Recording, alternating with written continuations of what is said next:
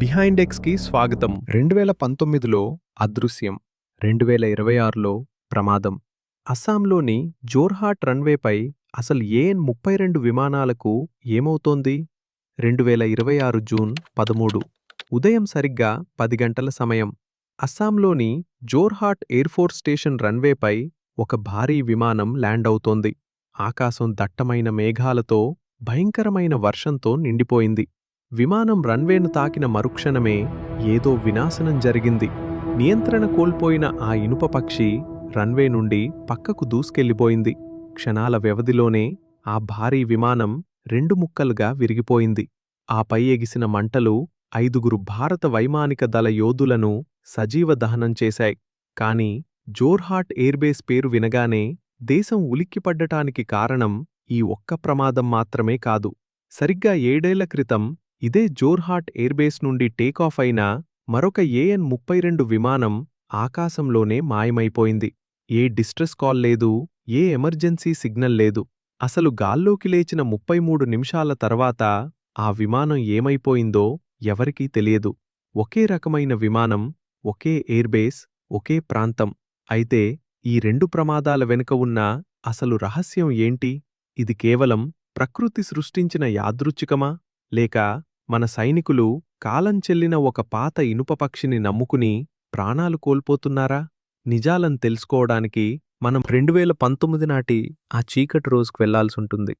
June 3, 2019 Jorhat airbase నుండి మధ్యాహ్నం 12 గంటల 27 నిమిషాలకు ఏఎన్-32 విమానం టైల్ నెంబర్ కే 2752 గాల్లోకి లేచింది. దాని గమ్యస్థానం చైనా సరిహద్దులకు సమీపంలో అత్యంత ప్రమాదకరమైన పర్వతాల మధ్య ఉన్న మెచుకా అడ్వాన్స్డ్ ల్యాండింగ్ గ్రౌండ్. విమానంలో 13 మంది వైమానిక దళ సభ్యులు ఉన్నారు. టేకాఫ్ అయిన మొదటి అరగంట అంతా సాఫీగానే సాగింది. కానీ మధ్యాహ్నం 1 గంట దాటిన తర్వాత రేడియో నిశ్శబ్దం ఆవరించింది. రాడార్ స్క్రీన్లపై K2752 సిగ్నల్ కనిపించకుండా పోయింది. ఈ కథలో అత్యంత హృదయ విదారకమైన నిజం ఒకటుంది. ఆ సమయంలో జోర్హాట్ బేస్లో డ్యూటీలో ఉన్న ఎయిర్ ట్రాఫిక్ కంట్రోలర్ పేరు ఫ్లైట్ లెఫ్టినెంట్ సంధ్యా తన్వర్.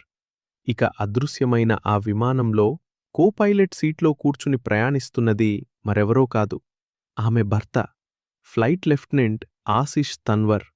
తన కళ్ల ముందే భర్త ప్రయాణిస్తున్న విమానం రాడార్ నుండి మాయమవటాన్ని చూసిన ఆమె మానసిక స్థితి ఎలా ఉండి ఉంటుందో ఊహించడం కూడా కష్టమే. వెంటనే శోధన చర్యలు ప్రారంభమయ్యాయి. సాధారణంగా ఇలాంటి ప్రమాదాలు జరిగినప్పుడు విమానంలో ఉండే ఎమర్జెన్సీ లొకేటర్ ట్రాన్స్మిటర్ లేదా ఈఎల్టీ సిగ్నల్స్ ఆధారంగా విమానాన్ని గుర్తిస్తారు.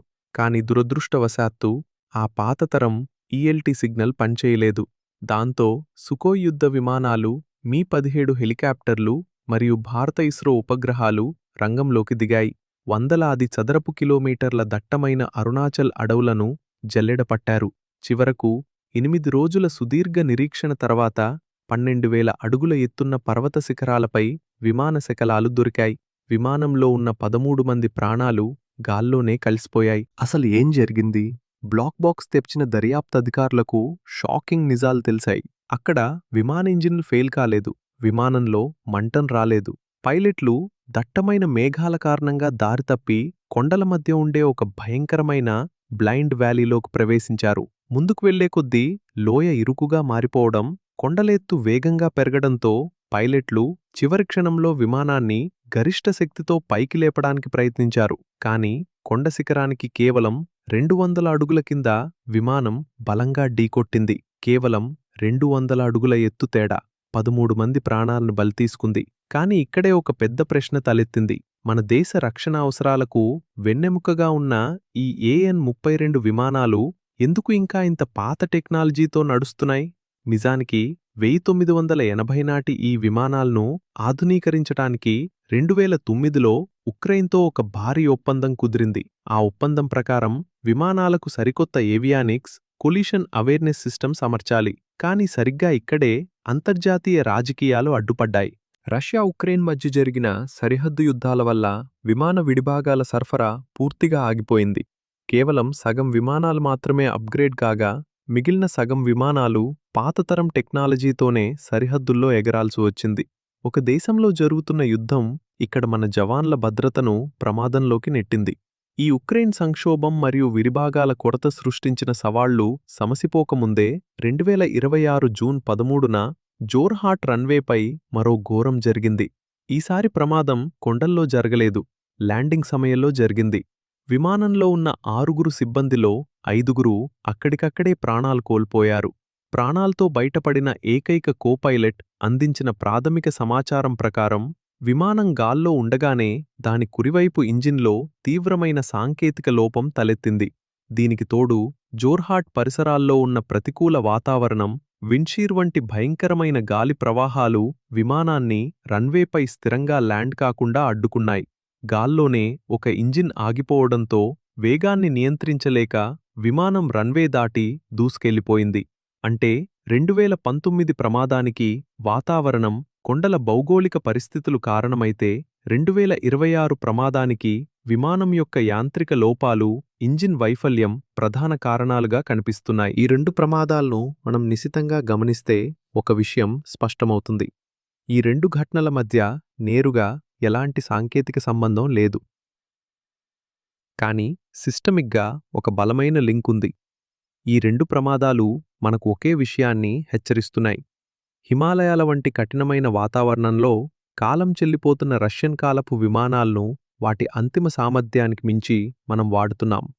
అప్గ్రేడ్స్ చేయని పాత ఎయిర్ఫ్రేమ్లలో ఏర్పడే మెటల్ ఫెటిగ్ లేదా లోహపు అలసట ఇంజిన్లను గాల్లోనే ముక్కలు చేస్తోంది.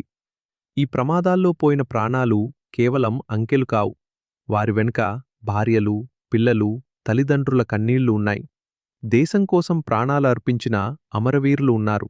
మన సరిహద్దులను కాపాడే ఈ వీరులకు సరికొత్త, సురక్షితమైన ఆధునిక విమానాలు అందించాల్సిన బాధ్యత మనపై ఉంది. జోర్హాట్ నేలపై జరిగిన ఈ 2 దురంతాలు మనకు నేర్పిన అత్యంత చేదైన పాఠం ఇదే. జోర్హాట్ రన్వేపై రాలిన ఆ అమర జవాన్లకు జోహార్లు.